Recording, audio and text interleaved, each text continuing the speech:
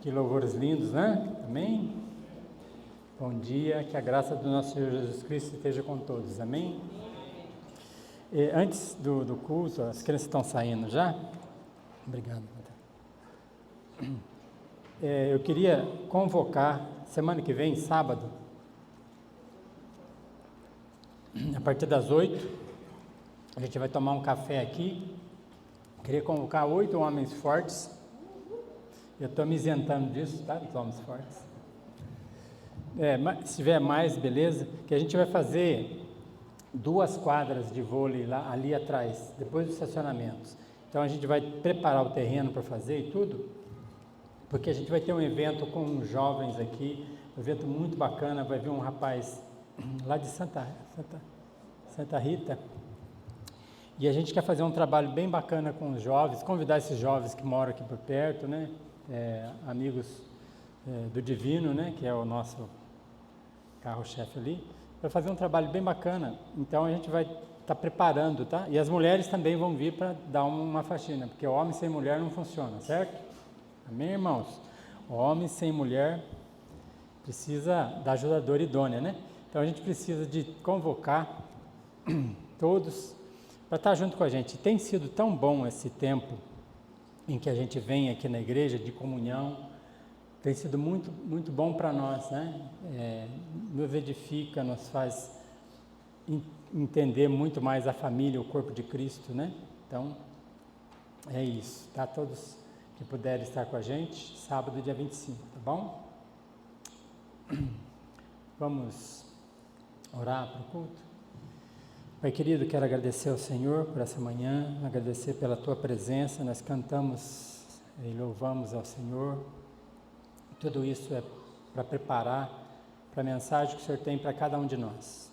A palavra vai ser lida e eu tenho certeza que a Tua palavra, ela é viva e eficaz, e ela vai tocar no nosso coração, e que a gente possa sair daqui transformados sempre. Que o Senhor cuide primeiro da minha vida, que eu possa transmitir a Sua mensagem fiel, como o Senhor tem sido com cada um de nós. E que realmente, Deus, a gente possa ser tocado pelo Senhor nessa manhã, porque o Senhor está aqui presente em nosso meio. Em nome de Jesus é que eu oro e agradeço. Amém. A gente vai estar lendo o texto lá de Tiago, capítulo 1, do versículo 13 a 18. Vou falar um pouco sobre a origem do pecado, né? De quem é a culpa? De quem é a culpa? Na Suécia, né, os suecos, pesquisadores suecos, eles têm um trabalho muito interessante com relação a DNA, né? Inclusive eles fazem o DNA da sua vida e faz a sua árvore genealógica. Ele descobre quem que é seu tataravô, seu bisavô, e faz toda a sua árvore, né, através da questão genética. E eles fizeram por muito tempo uma pesquisa com relação ao ser humano. E eles isolaram genes que eles consideraram, tá? É um genes, eles colocaram o nome dos genes do pecado. Olha que interessante. É o gene que causador da imoralidade sexual, né? E eles falam que esse genes, ele que influencia o homem a atrair a mulher. E aí, o que eu acho interessante nessas deduções, né, que a gente sabe que a nossa natureza é de pecado, porque os nossos pais, Adão e Eva, pecaram e nós herdamos o pecado. Mas a dedução deles é interessante. Eles falam assim: se é assim, se há um gene, então o homem não tem culpa, né? De quem é a culpa? De quem é a culpa do pecado? E todo ser humano, ele tem na mente nossa mente trabalha rapidamente para justificar o que a gente faz. Não é assim? E o pecado afeta tanto o nosso relacionamento horizontal, né? Marido, mulher, pais e filhos, amigos. O pecado afeta esse relacionamento, ele atrapalha esse relacionamento. Mas principalmente o pecado afeta o nosso relacionamento com Deus. E aí que está o grande problema. que a única solução é o que Deus nos ofereceu em Cristo, né?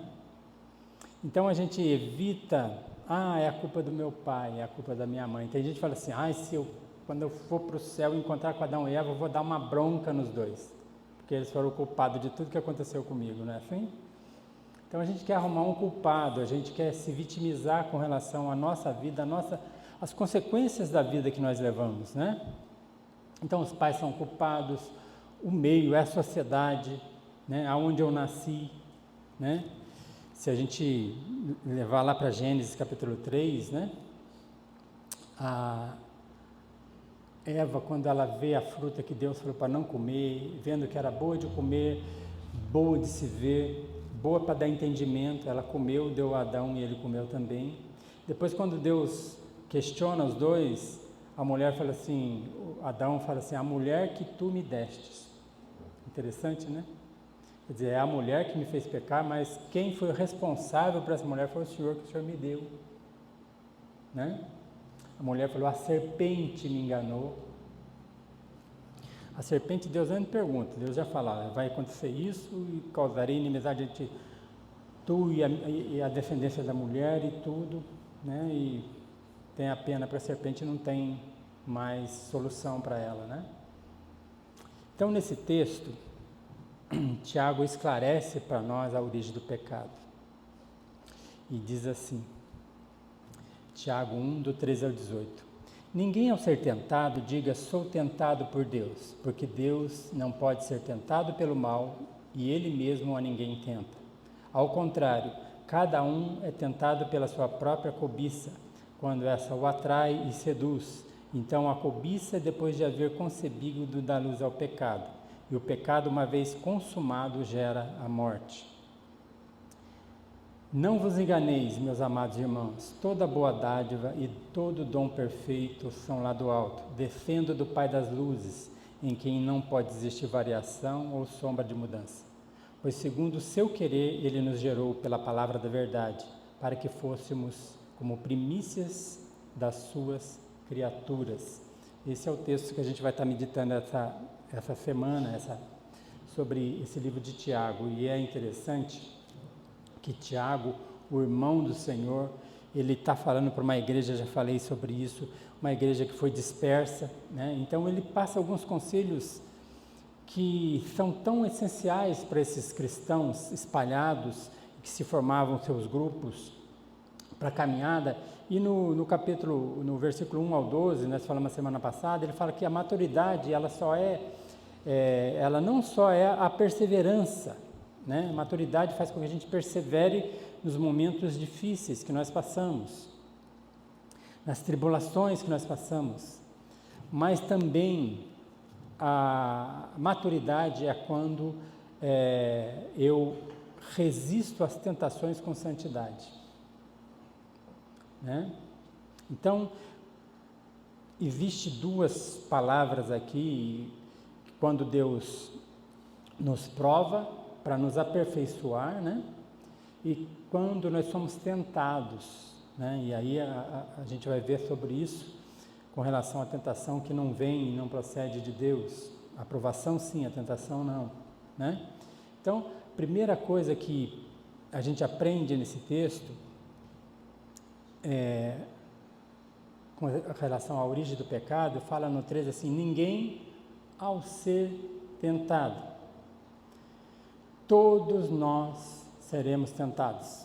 Aqui o texto está implícito, ninguém ao ser tentado. Você e eu vamos e seremos e somos tentados contínuo e constantemente. Basta acordar, né, que nós estamos cercados, porque a nossa natureza de pecado, né, porque quando nós entendemos quem é o Senhor, conhecemos ao Senhor, nós ainda não nos livramos da nossa natureza de pecado. Isso vai acontecer lá na frente, né? Na glória com o Senhor. Mas por enquanto nós vivemos nesse mundo, nessa vida, é isso que Tiago está falando para cristãos, você quando for tentado, né? Então, esse texto ele fala sobre um teste de integridade, como nós reagimos à tentação. E João, ele fala que nós vamos cometer pecado. Infelizmente, essa é a natureza nossa. Nós vamos cair em pecado. Mas nós sabemos que nós temos um escape do Senhor Jesus, né? A busca pelo Senhor Jesus que nos perdoa e nos restaura, né? Então, a oração do Pai Nosso, Jesus fala assim, não nos deixe cair em tentação. A dependência de Deus na nossa vida diária, na nossa caminhada diária, nós temos que depender totalmente do Senhor, né? Então ele fala assim, que ninguém ao ser tentado, está implícito que nós seremos tentados, né? E é interessante quando a gente vê uma criança, a criança pequenininha, bonitinha, do jeito que ela é e tudo, ela testa a gente constantemente, não é assim? Ela chega, mãe, posso comer doce? A mãe fala, não. Aí ela vai para o pai, pai, posso comer doce? O pai, pode sim. Aí a mãe vê ele comendo doce, meu pai deixou, não é assim? Constantemente ela nos tenta, nos testa. Assim é a tentação. Constantemente nós somos assediados.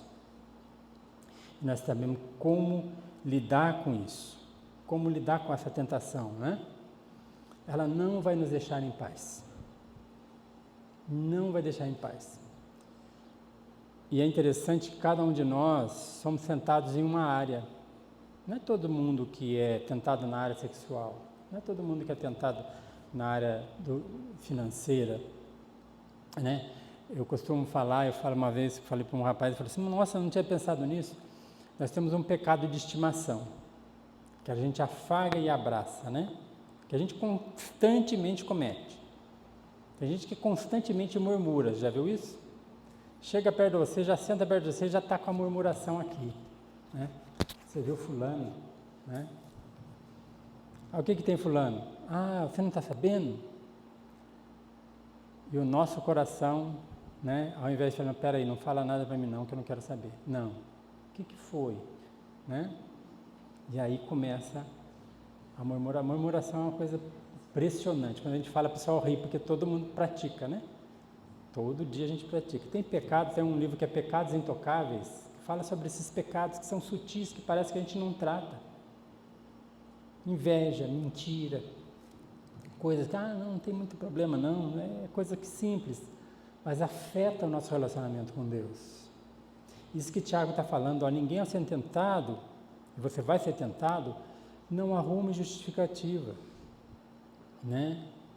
E a primeira coisa que ele fala assim com relação à culpa, ele fala assim, ninguém diga sou tentado por Deus. Ninguém diga que sou tentado por Deus. Deus não é o culpado.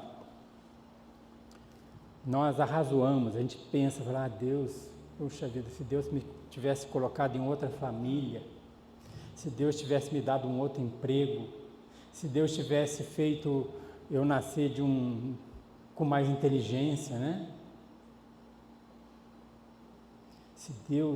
Por que Deus me fez assim?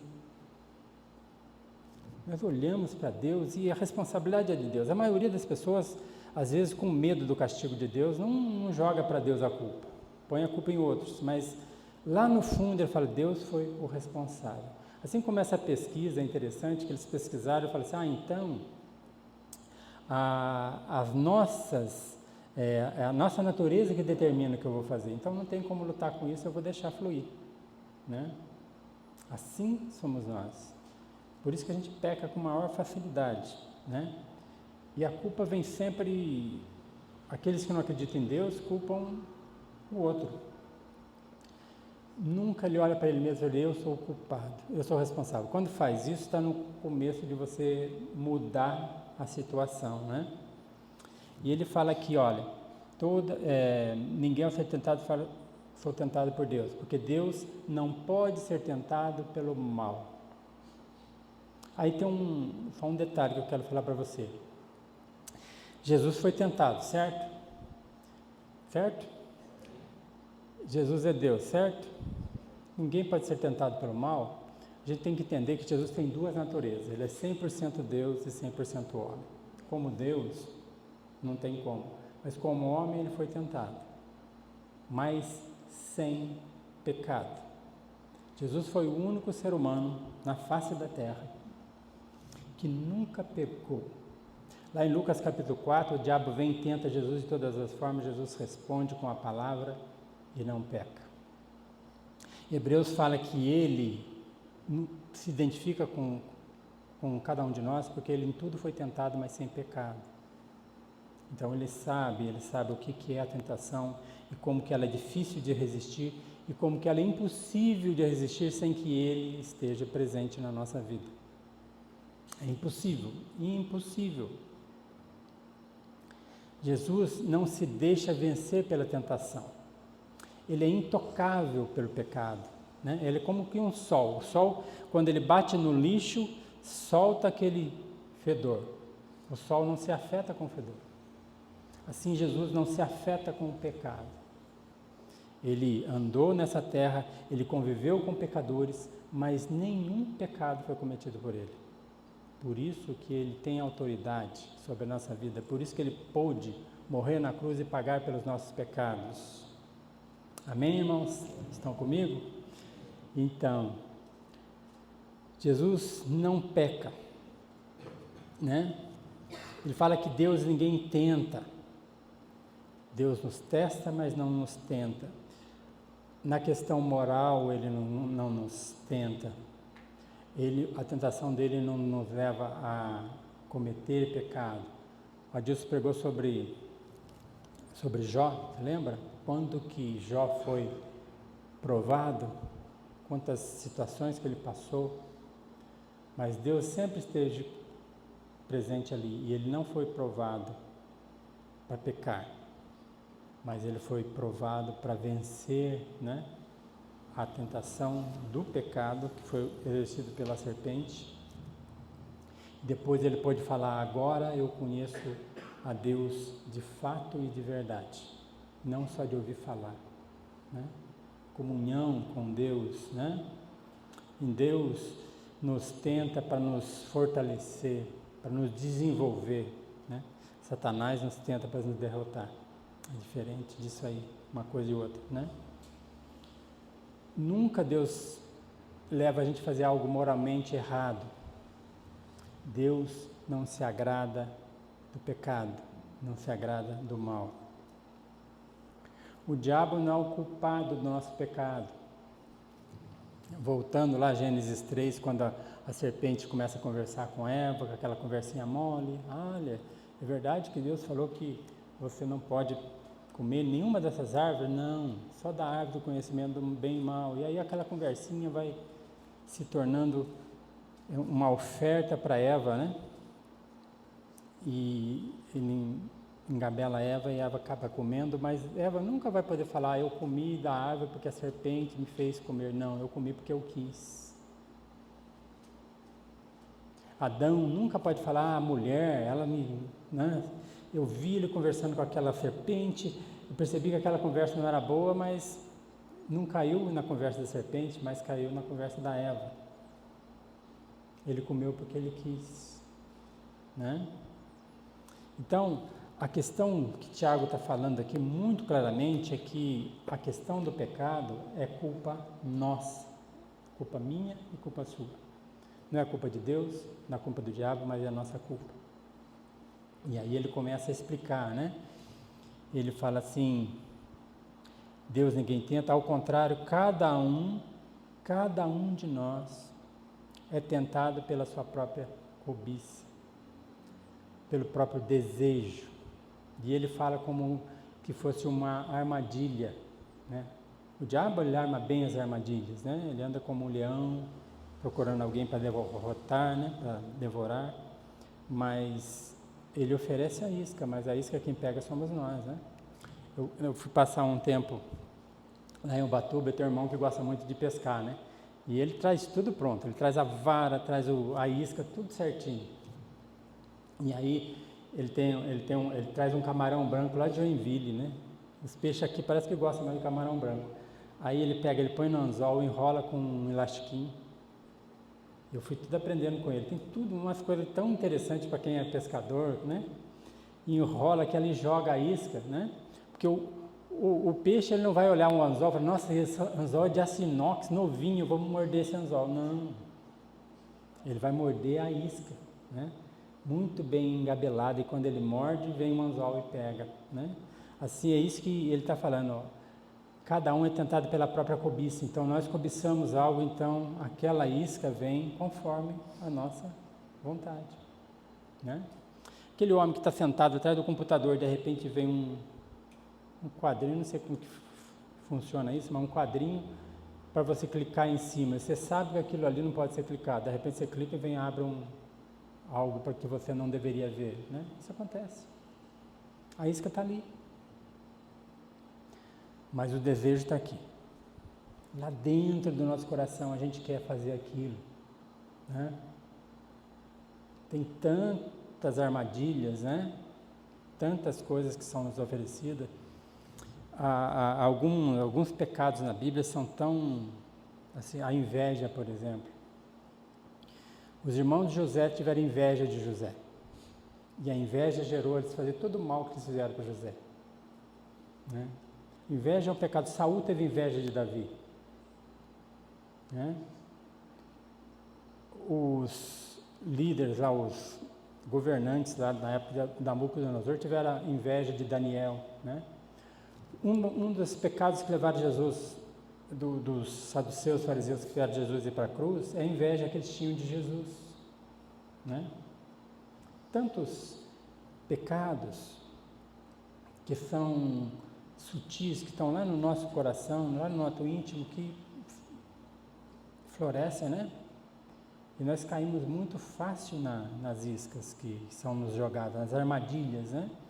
Tanto o caçador como o pescador, ele disfarça, né, a armadilha com a isca. E assim, nós também caímos muito fácil porque a gente vai namorando, né, aquilo que nos é oferecido, né? Essa aqui é a grande problema. E às vezes, eu falei, cada um de nós temos aquela preferência, né? Tem uma história que aconteceu nos Estados Unidos, que um homem que foi fazer um piquenique com uma moça, e ele entrou num restaurante, ele pegou todas as coisas para fazer o piquenique ali, e aí o homem deixou uma sacola ali, né? E ele pegou aquela sacola e saiu. Quando ele chegou no lugar do piquenique, ele abriu a sacola, estava cheio de dinheiro. Aí ele pega aquele dinheiro, fecha aquela bolsa, volta para o restaurante.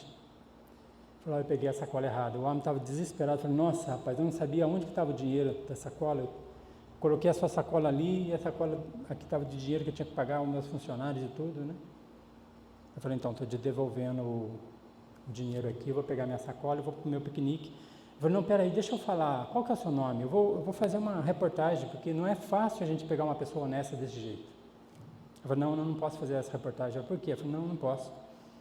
Não, mas eu preciso fazer, qual que é o seu nome? Eu falei, não posso.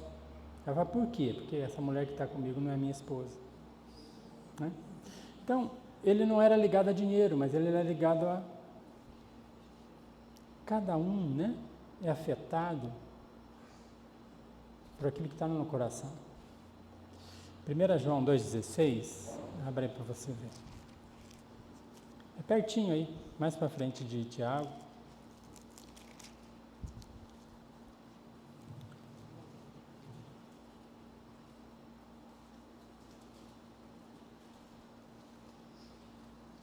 Diz assim, porque tudo que há no mundo, a concupiscência da carne, a concupiscência dos olhos, a soberba da vida, não procede do Pai, mas procede do mundo. Então, o mundo nos atrai, né? A Bíblia fala que nós temos 3 inimigos, o mundo, a carne e o diabo, né? E esse mais difícil da gente enfrentar, eu tenho isso como convicção, é a carne, é o meu desejo. O mundo me atrai porque o meu coração é corrompido e vai atrás do pecado, né? O diabo tem sucesso e vitória sobre a minha vida porque o meu coração às vezes deseja aquilo que ele me oferece. Mas são os inimigos que nós temos e nós vencemos todos esses inimigos em Cristo. Então, Tiago fala, a primeira coisa aqui é o desejo. o desejo que está no meu coração. A segunda coisa, ele fala sobre a desobediência. Ele fala, ao contrário, cada um é tentado pela própria cobiça, quando essa o atrai e o seduz, né? Quase como se fosse essa dinâmica, né? Então, a cobiça deve ser concebida da luz ao pecado. Então, o segundo ponto é a desobediência. A gente desobedece e sabe que aquilo é errado.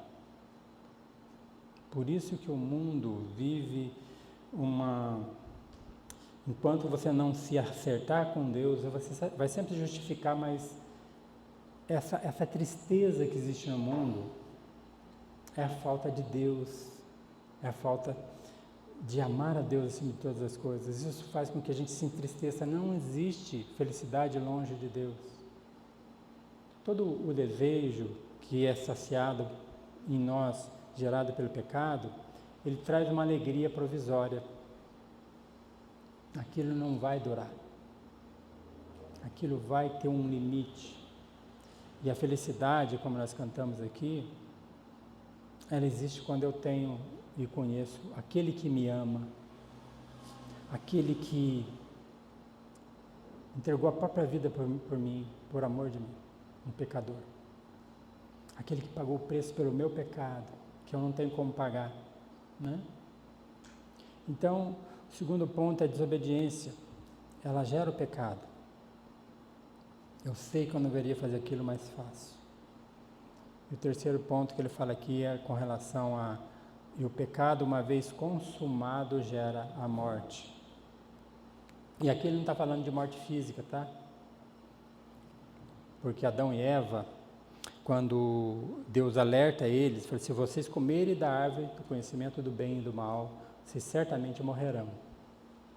Eles comeram e não morreram. Não morreram fisicamente, mas espiritualmente. Eles se desligaram de Deus. Porque o pecado faz separação entre nós e o nosso Deus. A gente é separado de Deus por causa do pecado. Também não é uma questão de morte espiritual, nesse caso, porque Tiago está falando com crentes. Mas o pecado, ele causa uma sensação de morte. Abra sua Bíblia lá em Salmos 32.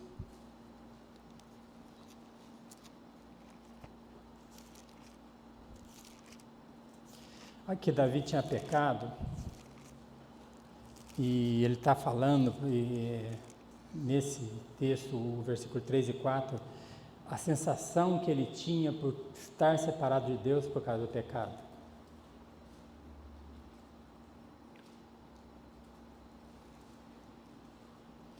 Salmo 32, 3 e 4 diz assim, enquanto calei os meus pecados envelheceram os meus ossos, pelos meus constantes gemidos todo dia, porque a tua mão pesava dia e noite sobre mim, e o meu vigor se tornou como sequidão de estio.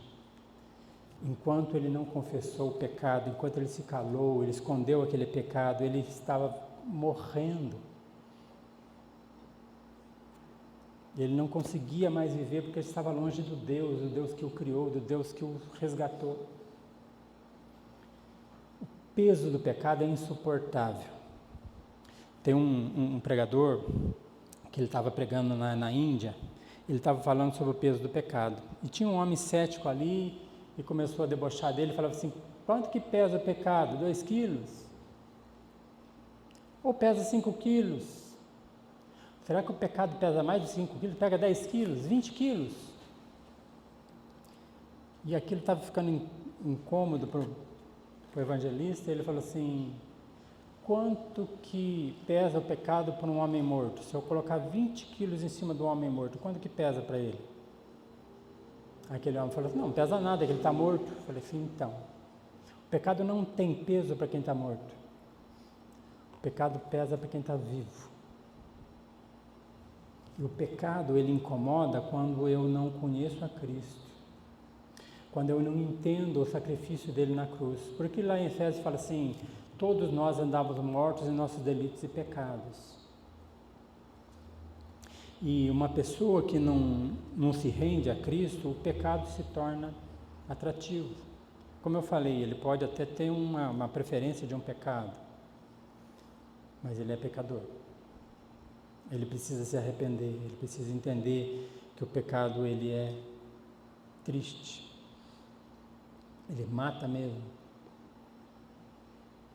Ele tira a nossa comunhão com Deus, né? Cada um é tentado pela própria cobiça, quando essa o atrai e o seduz, então a cobiça, ele sai da questão da caça, né? da isca, para uma questão de um parto sendo gerado, né? A cobiça, depois de haver concebido, dá luz ao pecado, e o pecado, uma vez consumado, gera morte. Quase como se fosse um parto mesmo, sendo gerado, né? E o que eu acho mais preocupante para mim e para você com relação a isso, é que Deus sabe, Deus conhece tudo o que está passando na minha mente, no meu coração, que está me levando para o pecado. Por isso que às vezes na igreja a gente está com aquela luta contra o pecado e Deus está vendo, né? E às vezes a gente gera mesmo um pecado e está ali cultivando aquele pecado e Deus sabe disso. E por mais externamente que eu pareça espiritual, internamente eu estou longe de Deus. Estou longe, como Davi estava longe. Olha, eu estava sofrendo porque aquele pecado estava me destruindo. Então, se a inveja, se a mentira, se a cobiça, se a amor ao dinheiro, tudo isso me afasta de Deus. E não tem como eu esconder nada de Deus. Nada, nada, nada, nada. Não tem como esconder nada de Deus.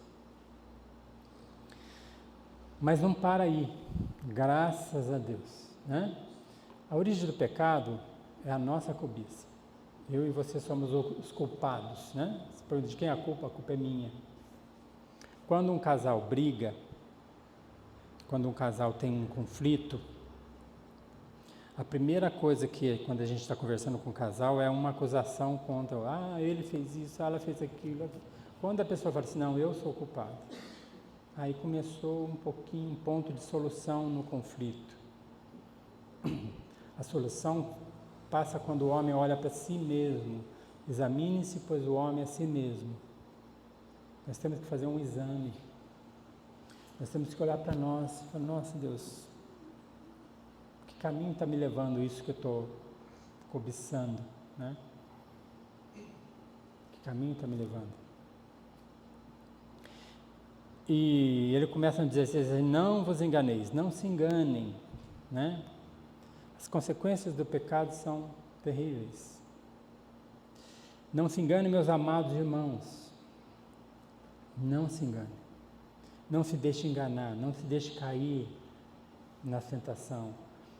Resista a isso. E aí ele vem falando sobre quem é Deus, porque Deus é bom. Amém, irmãos? Deus é bom. Lá em Romanos fala assim que a bondade de Deus é que nos leva ao arrependimento. A bondade de Deus. Uma cena que sempre me marca muito é quando Pedro, depois de ter traído Jesus 3 vezes, negado Jesus 3 vezes, ele olha para Jesus e Jesus está olhando para ele. O olhar se cruza. O olhar de amor, de misericórdia, de perdão de Jesus se cruza com o olhar do pecador, Pedro. E aí Pedro sai e chora amargamente. Ainda não estava arrependido. Mas o perdão estava ali. O perdão estava ali.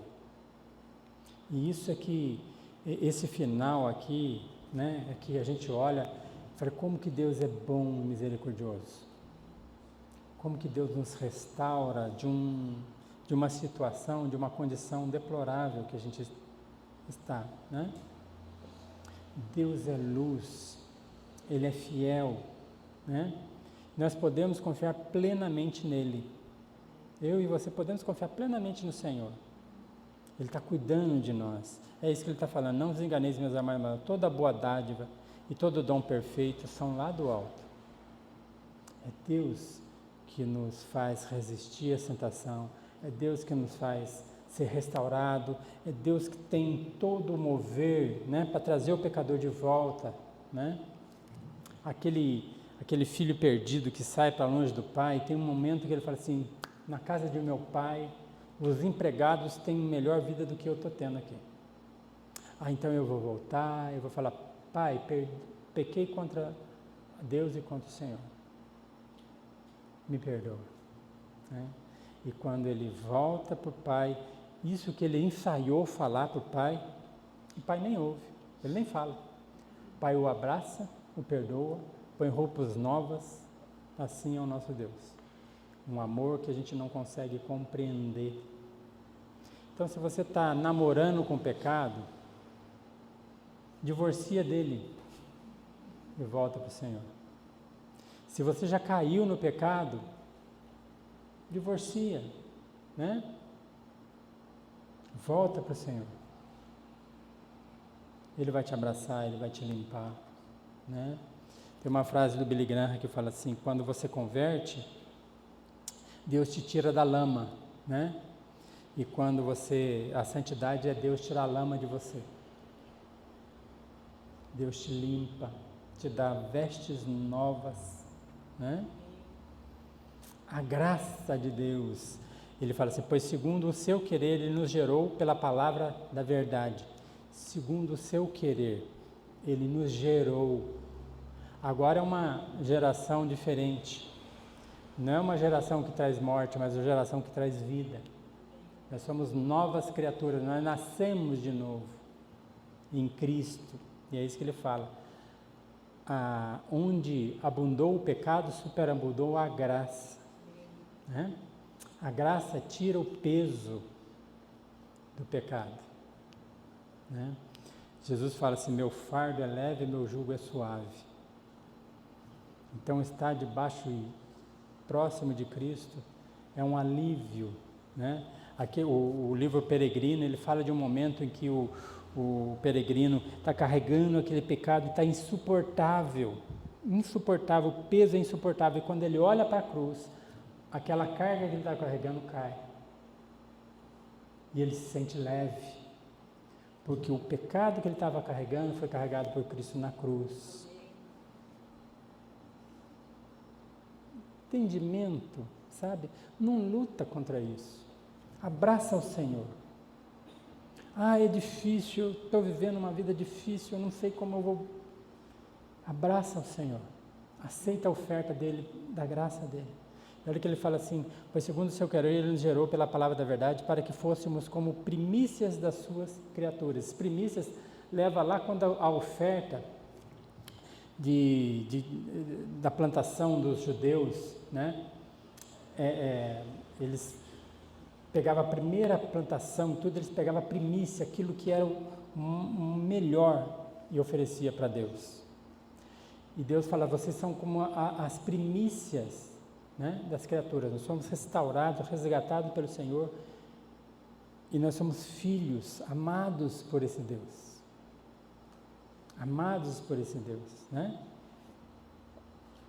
E nós somos consagrados a Deus, nós pertencemos a Ele. É isso que Tiago está falando aqui para esse povo. Mesmo que você seja tentado, você entenda que a tentação e o pecado é você, está no seu coração, mas entenda uma coisa também, que Deus está presente na sua vida. E Ele gerou você para a vida, não para a morte.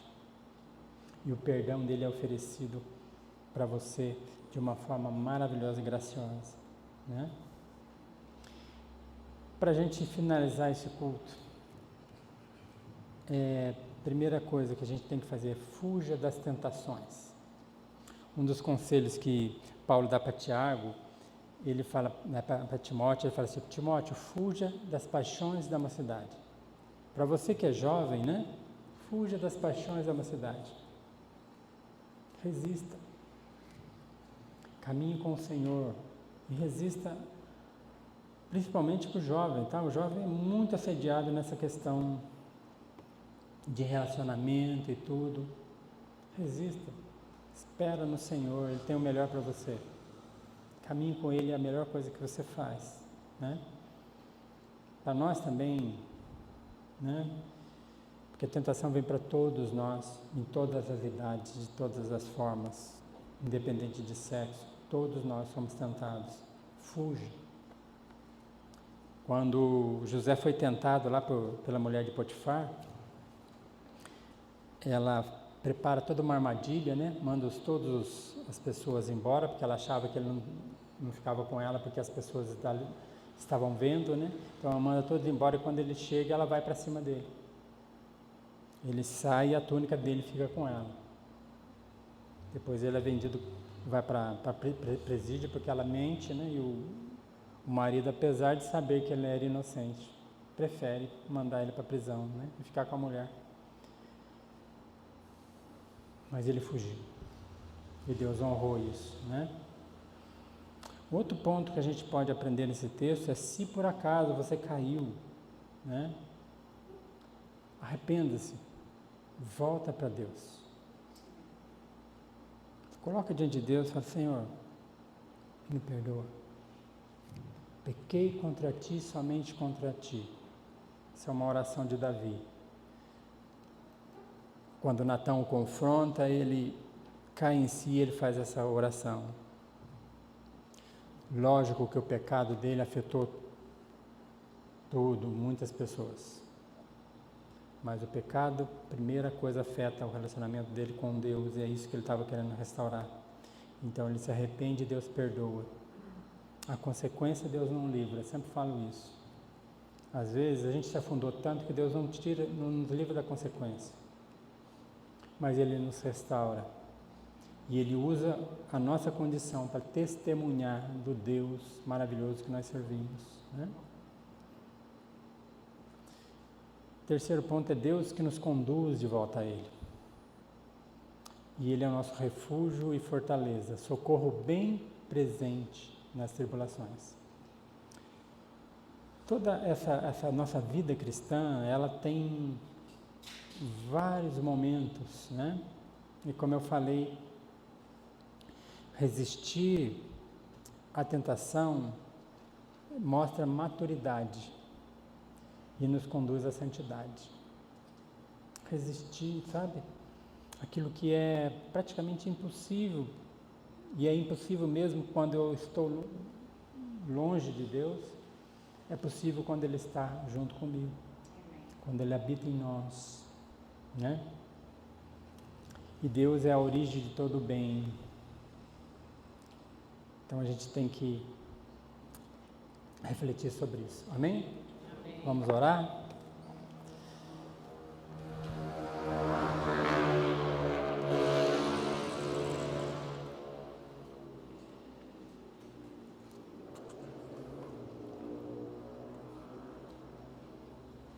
Aquela pesquisa que eu falei para vocês, tá? Foi feita na Suécia. Você pode pesquisar o que for, mas quem dá clareza das coisas é o Senhor, né? Então nós temos realmente uma natureza de pecado, mas essa natureza foi e está sendo transformada por Cristo. Amém. Deus deu para nós uma nova natureza. Nós somos nova criatura em Cristo. Todo aquele que se rendeu a Cristo é nova criatura. Então, se você ainda não entendeu bem isso, né, a gente como igreja quer falar para o que acontece. Porque nós todos éramos pecadores, ninguém aqui era perfeito. Todos nós tivemos nossas lutas, e as nossas lutas eram impossíveis de ser vencidas sem Cristo. Quando Cristo é revelado para nós, Ele nos convence. O Espírito Santo nos convence do pecado, da justiça e do juízo.